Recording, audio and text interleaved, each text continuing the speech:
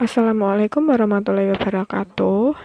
Di sini kami kelompok 10 dari mata kuliah Tafsir Tarbawi akan menjelaskan mengenai penciptaan manusia.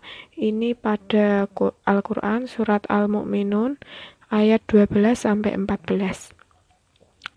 Dari kelompok 10 beranggotakan yang pertama Siti Lulu'atul Jannah NIM 14, saya sendiri Nilam Rizky Agustanti NIM 23, dan Elok Faikoh NIM 35.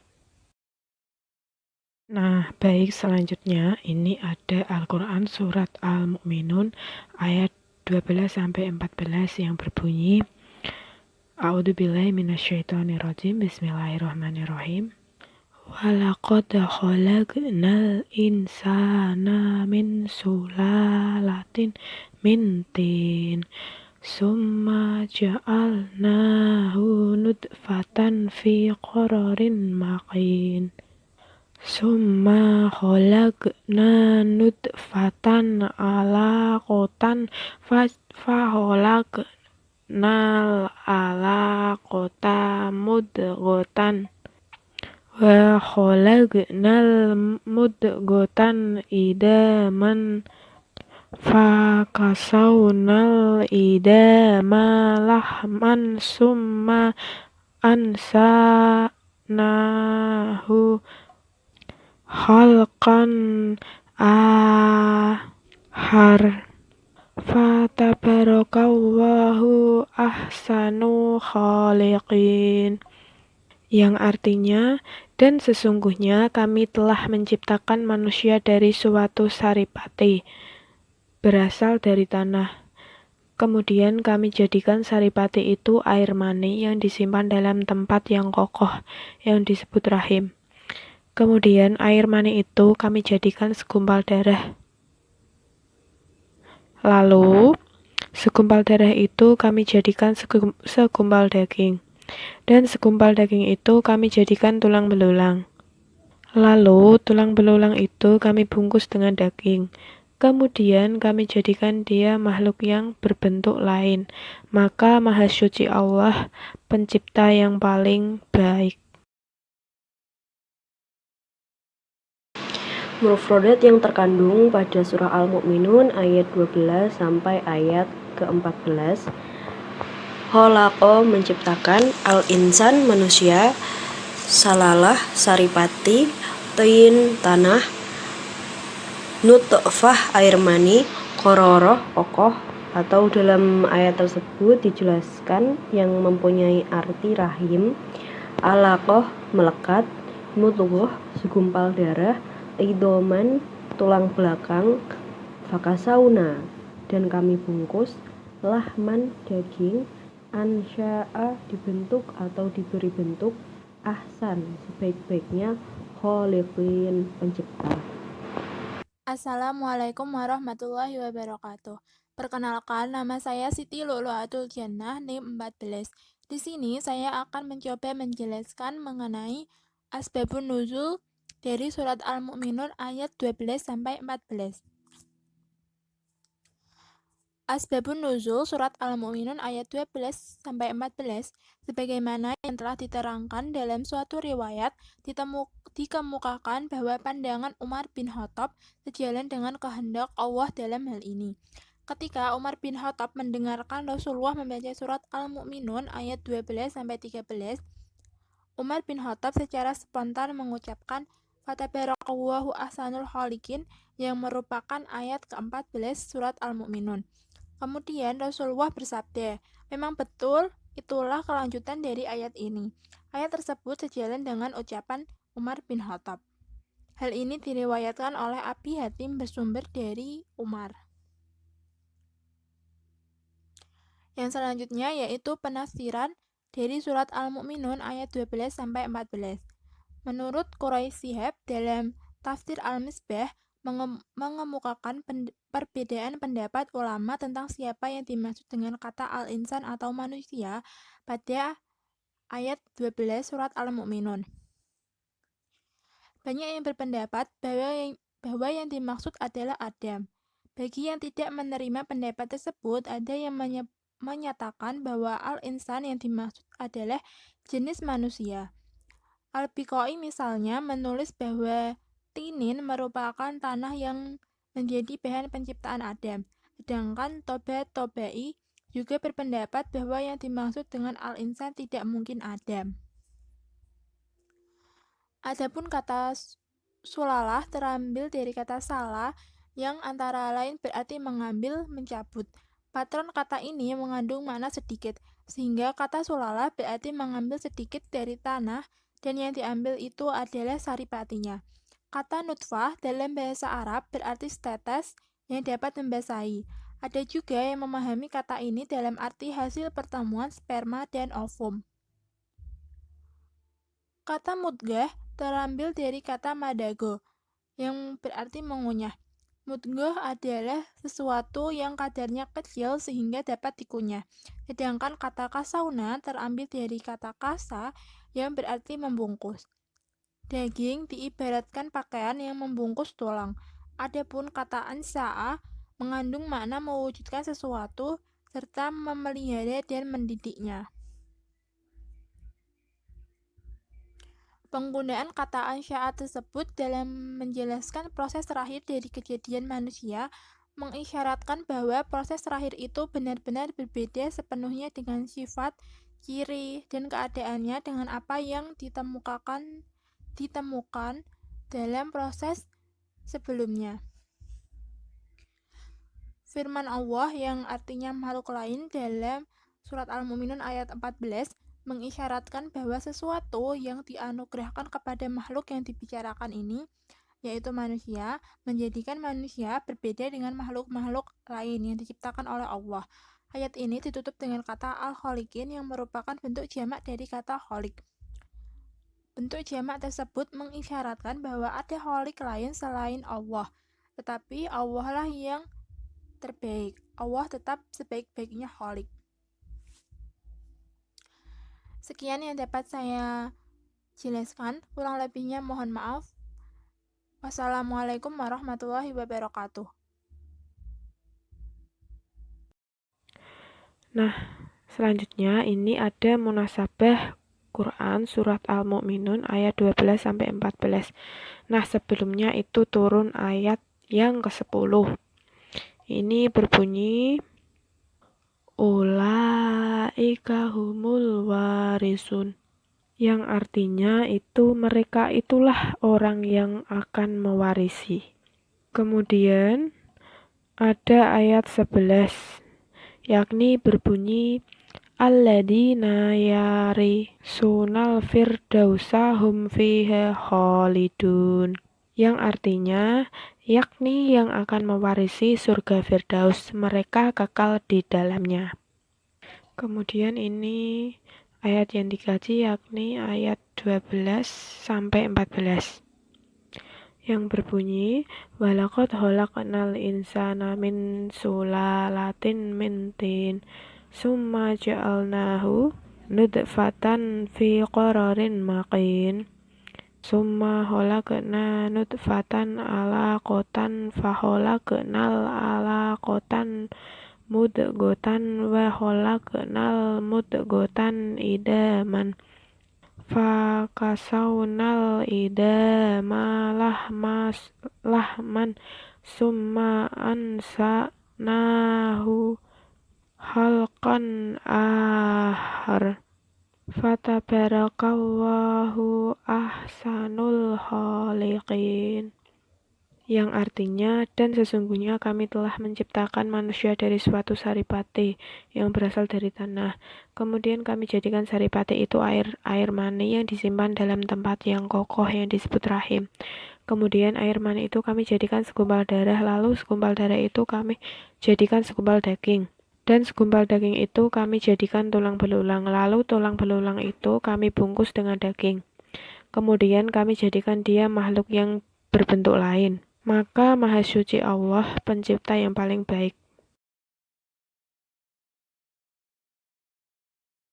Ini sesudah ayat, ini ayat 13 yang berbunyi summa ja'alnahu nutfatan fi qararin makin.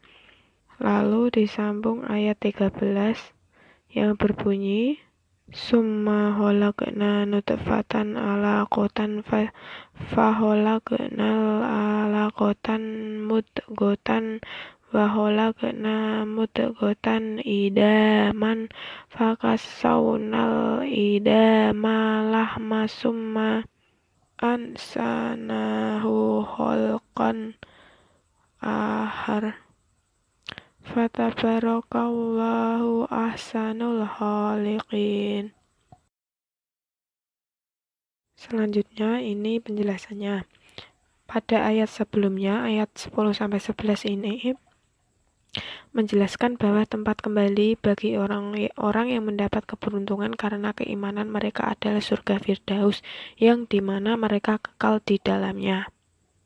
Pada ayat 12-14 ini menjelaskan mengenai bagaimana proses penciptaan manusia di mana disebutkan bahwa manusia diciptakan melalui proses awal yakni saripati berasal dari tanah yang kemudian menjadi nutfah yang disimpan dalam rahim. Kemudian menjadi segumpal darah, kemudian menjadi segumpal daging. Lalu segumpal daging itu menjadi tulang belulang. Lalu tulang belulang itu dibungkus dengan daging sampai menjadi makhluk yang berbentuk lain, yakni manusia. Pada ayat sesudahnya, ayat 13-14 ini merupakan lanjutan dari ayat yang dikaji bahwa setelah manusia diciptakan di muka bumi ini, maka hendaklah sadar bahwa kehidupan di muka bumi ini tidaklah kekal, akan tetapi pasti disusul dengan kematian. Itu juga bukan akhir dari perjalanan manusia, karena setelah kematian manusia akan dibangkitkan dan melewati pengadilan ilahi dan kemudian berhak menerima balasan atas apa yang dikerjakan selama menjalani hidup di dunia. Lalu penjelasan mengenai bagian ayat ini. Jadi dalam ayat 12 sampai dengan 14 ini bahwa secara badaniah manusia diciptakan dari tanah melalui berbagai proses evolusi. Mulai dari segumpal darah, lalu segumpal darah itu dijadikan segumpal daging, lalu segumpal daging tersebut dijadikan tulang belulang, lalu tulang belulang itu dibungkus dengan daging, dan barulah berbentuk makhluk yang disebut manusia. Jadi dalam proses terbentuknya manusia ini ada 7 tahapan. Yang pertama ini saripati yang berasal dari tanah atau sulalah mintin. B. Nutfah atau sperma laki-laki yang berasal dari tanah dan telah bercampur dengan ovum wanita. C. Nutfah yang merupakan setetes air mani atau sperma yang tergenang berubah menjadi alaqah. D. Darah beku yang menempel di dinding rahim berubah menjadi mudghah. E. Daging yang sepotong itu berubah menjadi tulang atau azm. Lalu tulang yang ditutupi dengan daging membentuk menjadi rangka manusia. Kemudian Allah menjadikan rangka tersebut menjadi janin dengan ditiupkannya roh kepadanya dan siap sampai pada masanya melahirkan. Selanjutnya yaitu nilai-nilai pendidikan yang terkandung dalam ayat ke-12 sampai 14 dalam surah Al-Mu'minun. Dalam surah Al-Mu'minun ayat 12 sampai 14 sebenarnya tidak terdapat secara langsung ayat yang menjelaskan mengenai pendidikan. Al-Quran sebagai sebuah rujukan dan satu-satunya pedoman, maka dari ayat tersebut terdapat beberapa nilai-nilai pendidikan yang dapat kita simpulkan. Yang pertama, dalam ayat tersebut menjelaskan bahwa penciptaan manusia memiliki sebuah proses yang mana selalu mengikuti tahapan yang telah ditetapkan Allah. Maka dalam tahap proses tersebut terkandung nilai kedisiplinan. Secara teori, Disiplin merupakan bentuk kepatuhan untuk melaksanakan suatu sistem yang mengharuskan untuk tunduk kepada tahapan, keputusan, dan peraturan yang berlaku. Tahapan perkembangan makhluk hidup berawal dari bentuk yang sederhana menjadi bentuk yang lebih kompleks dan menuju ke kesempurnaan. Pastilah membutuhkan perjalanan yang panjang dan memakan waktu yang lama.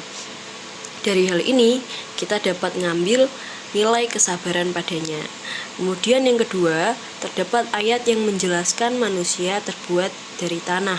Oleh karena itu, manusia harus memiliki sifat yang rendah hati dan tawadhu, serta ayat tersebut mengandung nilai pendidikan tentang keimanan kepada Allah yang menciptakan manusia dari tanah. Sistem yang mengatur tata keimanan atau kepercayaan dan peribadatan kepada Tuhan Yang Maha Kuasa, serta tata kaidah yang berhubungan antara pergaulan manusia dengan manusia, serta manusia dengan lingkungannya.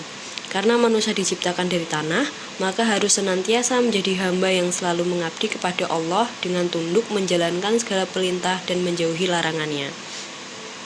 Nilai yang ketiga, pada ayat di atas dijelaskan mengenai proses penciptaan manusia yang sejalan dan dikuatkan dengan penemuan ilmiah yang menginformasikan bahwa pancaran mani yang menyembur dari pria mengandung sekitar 200 juta lebih benih manusia, sedang yang berhasil bertemu dengan indung telur wanita hanya satu. Maka dari penjelasan tersebut dapat disimpulkan nilai pendidikan yaitu kerja keras, jiwa sosial yang tinggi, dan bersahabat. Dan dapat disimpulkan bahwa dalam memperoleh keturunan manusia dibutuhkan adanya kerja keras, peduli sosial. Nah, karena dari sekian banyak pancaran mani yang menyembur dari pria, yang berhasil bertemu dengan indung telur hanya satu saja. Hal ini menunjukkan seleksi dari sekian usaha yang dilakukan manusia harus terus berusaha dan pantang menyerah. Serta manusia sebagai makhluk homo sosial yang saling membutuhkan satu dengan yang lainnya, maka dibutuhkannya sifat peduli dan rasa sosial yang tinggi. Kemudian nilai yang keempat, setelah melewati pembentukan dengan proses yang panjang, maka akan ada saatnya ditiupkan ruh dan menjadi manusia ciptaan Allah yang berbeda dengan makhluk lainnya. Kemudian manusia mengemban amanah, yaitu bertanggung jawab menjadi khalifah di muka bumi. Nah, dalam teori tanggung jawab merupakan sikap dan perilaku untuk menjalankan tugas dan kewajiban yang seharusnya dia lakukan terhadap dirinya maupun orang lain, juga kepada lingkungan sekitar. Maka manusia berkewajiban saling membantu sesama dan menjaga alam dan lingkungan, karena tujuan utama penciptaan manusia adalah agar manusia menyembah dan mengabdi kepada Allah Subhanahu wa Ta'ala. Setelah mengkaji nilai-nilai pendidikan dalam surat Al-Mu'minun ayat 12 sampai ayat ke-14 yang memiliki keterkaitan dengan pendidikan karakter seperti nilai kedisiplinan, rendah hati, sabar, berjiwa sosial, tanggung jawab, yang mana pendidikan karakter ini sangat dibutuhkan. Dengan demikian, dapat dikatakan bahwa nilai-nilai pendidikan dalam surah Al-Mu'minun ayat 12-14 sangat relevan dengan tujuan pendidikan. Nah, dengan adanya nilai-nilai pendidikan tersebut diharapkan dapat mewujudkan individu yang berkarakter dan berakhlak mulia, sehingga mampu mengelola kehidupan ini dengan sebaik-baiknya di masa sekarang maupun di masa mendatang. Maka dengan demikian terciptalah manusia yang sempurna di muka bumi ini. Sekian presentasi dalam kelompok kami. Mohon maaf jika terdapat kesalahan dan kekeliruan dalam menjelaskan. Selebihnya mohon maaf dan terima kasih. Wassalamualaikum warahmatullahi wabarakatuh.